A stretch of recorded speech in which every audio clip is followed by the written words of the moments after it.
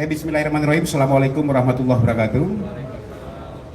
Yang saya hormati Pak Kapolres Metro Jakarta Utara, ada Kasat Sersenya, ada Wakapolres, lagi Wakapolres dan Kasat Serse.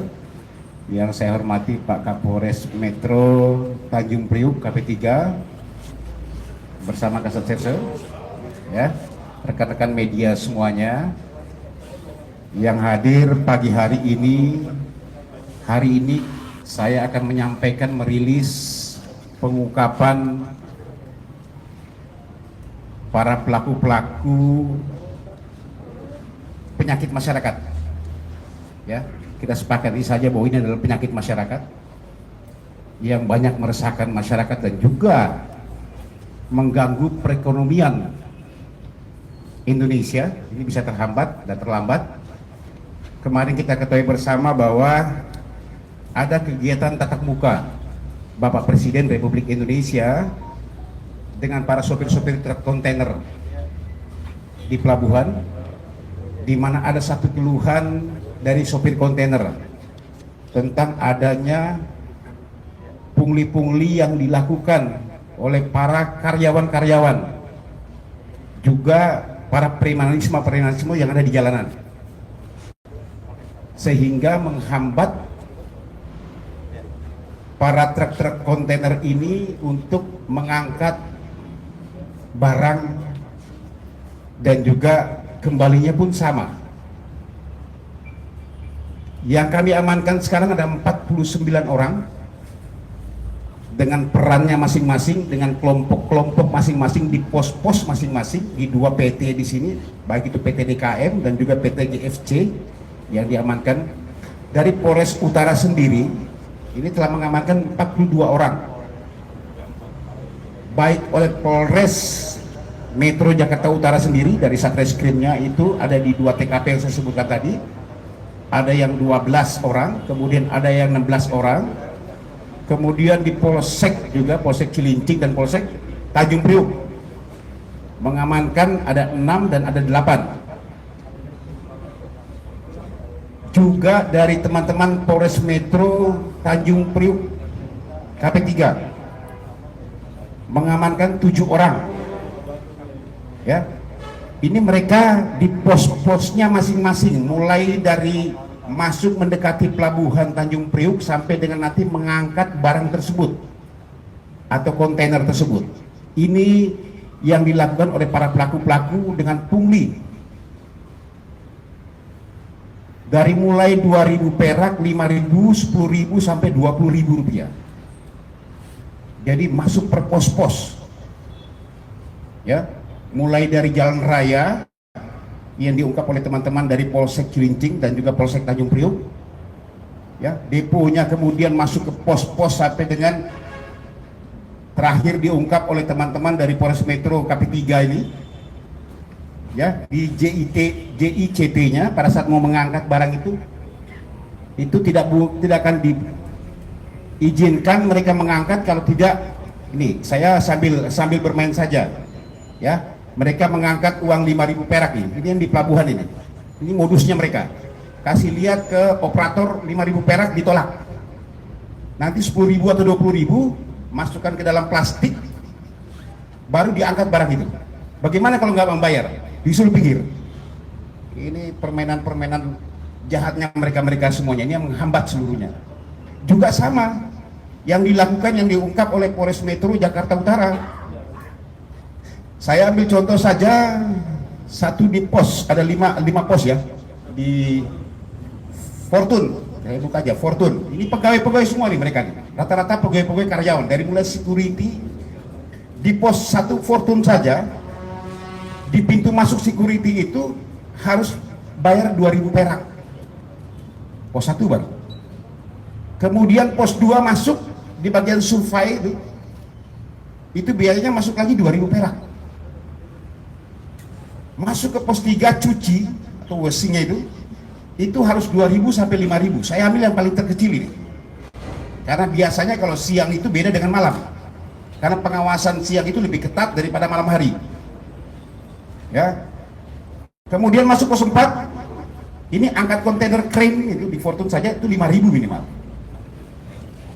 Terakhir keluar depo harus bayar lagi 2.000. Jadi total itu sekitar di GFC ini, di Fortune ini sekitar 13.000. Satu hari itu 13.000 per satu kendaraan. Satu hari itu bisa 500 kendaraan kontainer. Coba dikalikan. Ya, sekitar 6,5 juta yang harus dikeluarkan oleh para supir-sopir. Kemudian di perusahaan PT DKM atau Dwipa ini sama, di situ ada 4 pos. Total semuanya per satu kontainer itu sekitar 11.000.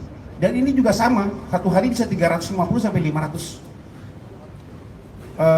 truk kontainer atau kendaraan yang harus dikeluarkan per satu truk. Belum lagi yang di luar, premanisme yang ada di luar itu, anak-anak jalanan, mulai dari Pak Oga sampai sengaja macet, dibuat macet kemudian harus membayar, diketok-ketok. Ini yang sering terjadi, yang sering viral di media sosial. Ini juga diamankan semuanya, mereka semuanya. Saya katakan ini baru di permukaan. Perintah Pak Kapolda Metro Jaya membentuk tim.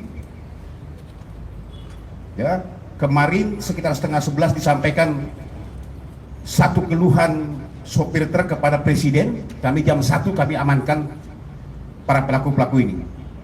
Ya, karena perintah Kapolda segera bentuk tim susur, mulai dari hilir sampai ke hulu atau hulu langsung ke hilir.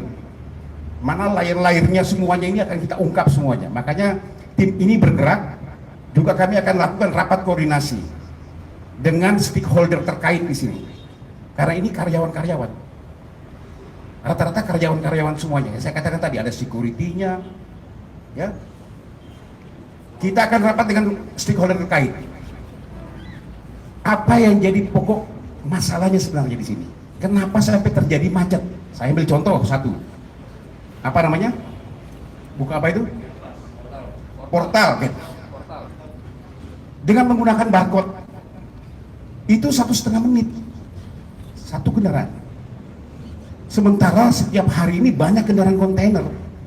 Bagaimana tidak macet? Makanya kami akan coba pecahkan. Apakah memang di situ ada juga tindakan pelaku-pelaku yang bercoba main-main di situ? Kami belum temukan ini. Tetapi ada indikasi.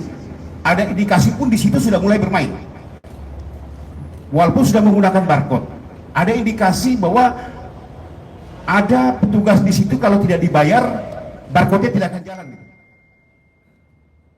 Ya, sekali lagi jangan main-main. Kami akan tidak tegas.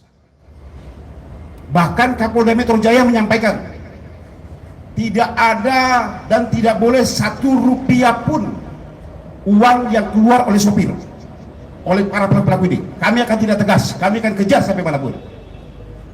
Ya, ini ketegasan disampaikan oleh Pak Kapolda. Tidak ada, sekali lagi, tidak ada uang 1 rupiah pun uang yang boleh keluar, yang dikeluarkan oleh para sopir-sopir kontainer ini, ya, untuk dimakan oleh para pelaku-pelaku pungli ini. Kami akan kejar sampai manapun. Ini sudah merasakan, dan ini sudah semua tempat bentuk pungli apapun di daerah pelabuhan ini, kami akan susuri. Tim gabungan akan bergerak. Kami tidak akan segan-segan untuk melakukan penindakan secara represif kepada para pelaku-pelaku ini, karena ini sudah merasakan. Saya sudah katakan tadi, ini adalah penyakit masyarakat. Kalau teman-teman mau katakan sudah berapa lama, ini sudah cukup lama. Ya, kasarnya orang bilang tidak perlu lagi dimintai. Sopir-sopir ini karena sudah jadi budaya, sudah langsung membayar.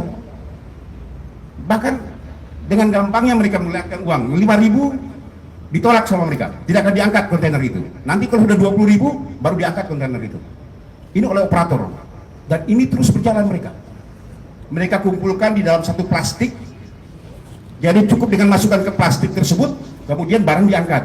Sama di pos-pos sudah disiapkan dos-dos, ya, dos-dos itu. Jadi masuk itu tinggal masuk.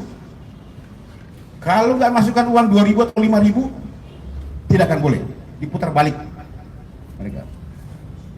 Ya, Ini keluhan oleh sopir kontainer kemarin kepada Presiden. Kami menindaklanjuti semuanya, langsung minta Kapolri kepada Kapolda. Kapolda juga langsung segera membentuk tim untuk mengungkap. Ini baru saya katakan di permukaan. Kami akan mengungkap lagi lawyer-lawyer. Bahkan kalau memang ini terpimpin ada yang memerintahkan, kami akan tidak tegas semuanya. Ya, ini penyakit masyarakat yang harus betul kita lawan. Kemarin Pak Kapolri sudah meluncing 110. Kami menghimbau kepada masyarakat yang tahu, yang mengalami, baik itu sopir pun apapun, ada yang namanya 110. Silakan telepon ke 110. Kami akan quick respon, langsung merespon untuk segera datang ke TKP. Jadi kami mengharapkan juga bantuan dari masyarakat. Masih melihat orang-orang seperti mereka semua di belakang ini, segera laporkan. Ya, ultimatum keras juga Pak Kapolda kepada para Kapolres untuk menindak segera. Ya, ini ucapan yang disampaikan oleh Pak Kapolda kepada para Kapolres tidak boleh main-main. Karena ini adalah para pelaku-pelaku yang memang harus segera kita basmi. Ini preman-premanisme yang mereka lakukan. Negara tidak akan pernah kalah dengan premanisme.